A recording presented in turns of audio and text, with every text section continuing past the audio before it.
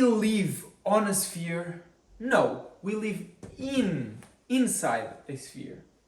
You see, the Earth's surface is not on the outside of the sphere. It's in the middle. You have to imagine a sphere that is dissected in the middle, meaning it's the only part that is actually robust, concrete. The upper side is mostly void and the downward side is mostly void.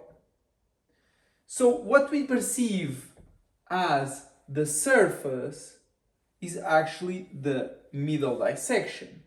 What we perceive as the sun and moon are mere reflections, as the stars as well. The actual sun itself is the Earth's core, meaning what we see in the sky is just a mirror slash glass slash camera reflection, like a telescope, like any sort of play with light and glasses and mirrors.